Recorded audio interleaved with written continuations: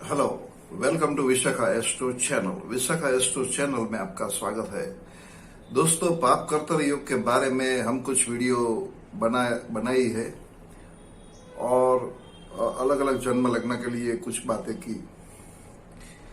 आज बारी है कन्या लग्न के जातकों के लिए पाप कर्तर योग में क्या इफेक्ट रहेगा और क्या सावधानी रखनी है उसके बारे में अब बात करेंगे।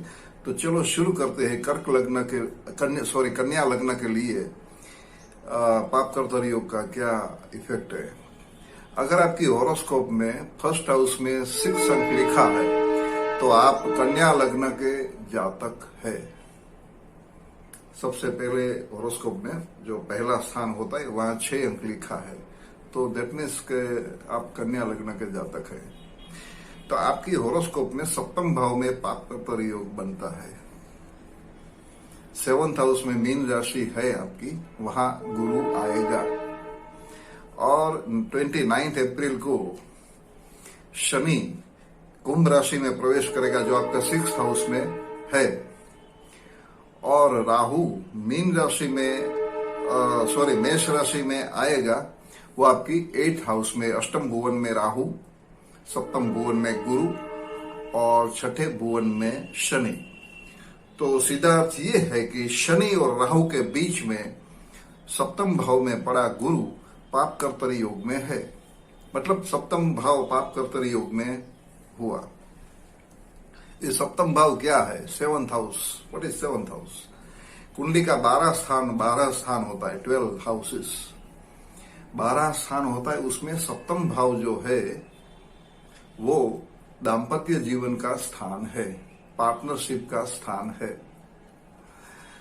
तो यहाँ छोटे छोटे बच्चों के लिए या तो समझो अनमेरिड लोगों के लिए थोड़ा फायदा रहेगा, क्योंकि वो तो मैरिड है ही नहीं, मैरिड ही नहीं है तो दाम्पत्य जीवन तो है ही नहीं। या तो ऐसा कोई व्यक्ति है जिसने मैरिज नहीं किया है, वो बैचलर है, तो उसको भी कम इफेक्ट रहेगा पाप कर्तर योग का, क्योंकि 7th हाउस तो दाम्पत्य जीवन का है। लेकिन पार्टनरशिप, व्हाट इज पार्टनरशिप का मतलब क्या है? ऐसा नहीं कि धंधे बिजनेस में जो आप जिसके साथ बिजनेस करते हैं भागीदारी में वही पार्टनर है, ऐसा नहीं होता है। वो तो है ही, लेकिन पार्टनर का मतलब ये होता है कि आपके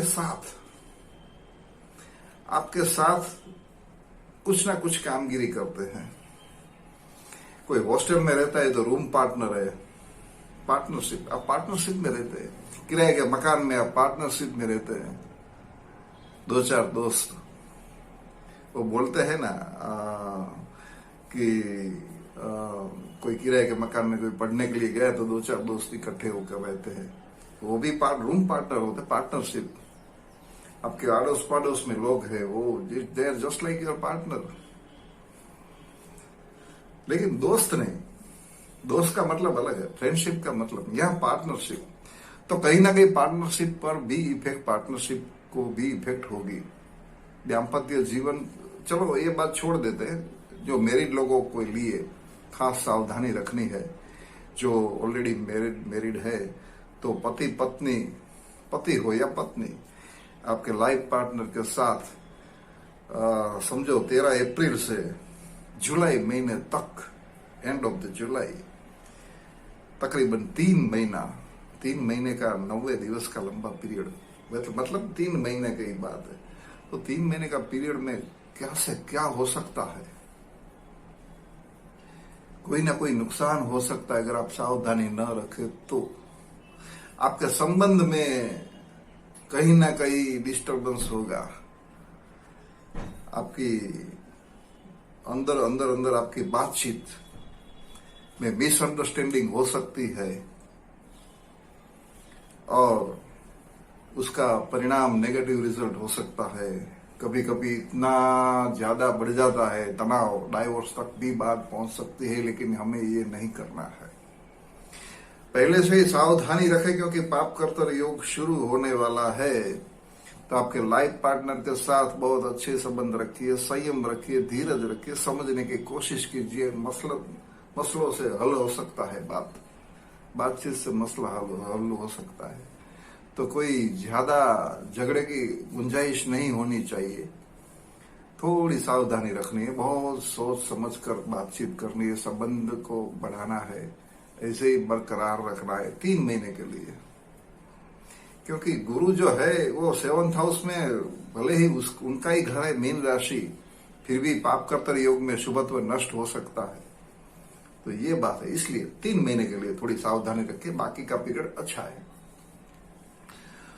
और आगे बात करते हैं तो पंचम भुवन, कन्या लग्नों के लिए चतुर्थ भुवन, 4th हाउस जो है चतुर्थ भुवन, सुख स्थान का भी मालिक गुरु है।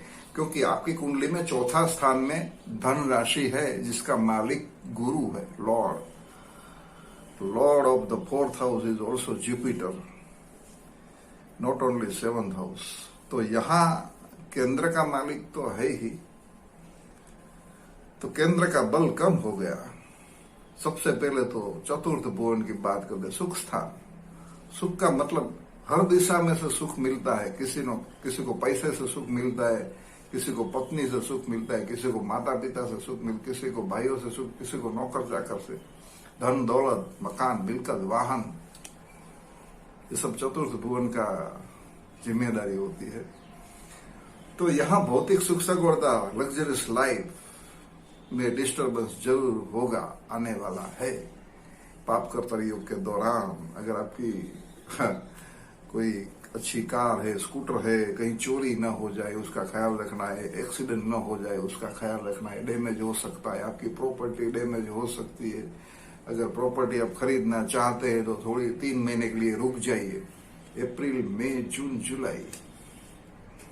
जुलाई महीने तक रुक जाइए। प्रॉपर्टी बनाना चाहते हैं, खरीदना चाहते हैं तो मत खरीदिए, नेगेटिव रिजल्ट आ सकता है। आपकी माता की सेहत के लिए भी बहुत ख्याल रखिए कि 3 महीने के लिए। अगर आपकी माता की उम्र बड़ी है, तो बुजुर्ग है, तो उनका जरूर ख्याल रखिए, उनकी सेवा कीजिए, उनकी ट्रीटमेंट लीजिए। आपके नौकर चाकरों के साथ भी अनबनी बन सकती है, सर्वेंट्स। तो ये अगर आप उच्च अभ्यास करना चाहते हैं तो थोड़ी रुकावट आ सकती है। 4th हाउस का लॉर्ड जो जुपिटर है वो 7th हाउस में गया, क्योंकि ये जो पीरियड है वो एग्जामिनेशन का पीरियड है, रिजल्ट का पीरियड है। तकलीफ वहां है, क्योंकि स्टूडेंट्स के लिए जो कन्या लग्न के जातक है उनको स्पेशली जो उनकी अपेक्षा थी ऐसा अच्छा रिजल्ट नहीं आएगा, तो संयम और धीरज रखिए, चिंता मत कीजिए, ईश्वर आराधना कीजिए कि थोड़ा दिन जो है पसार हो जाने दीजिए। तो 7th हाउस मतलब दाम्पत्य जीवन और पार्टनरशिप और विद्याभ्यास और भौतिक सुख सगवड़ता, ये सब 4-5 बातों में आपको थोड़ा पीछे जाना पड़ेगा। रुक जाइए, वेट एंड वॉच। ये जो पीरियड है जुलाई एंड तक का पाप कर्तर योग का कन्या लग्न वालों के लिए, तो थोड़ी सावधानी इतनी रखनी है। अगर ये आपको वीडियो अच्छी लगे जरूर लाइक कीजिए, सब्सक्राइब नहीं किए चैनल तो सब्सक्राइब भी कीजिए और नोटिफिकेशन बेल को भी टच कीजिए ताकि आने वाली वीडियो को बता सके। Thanks for watching.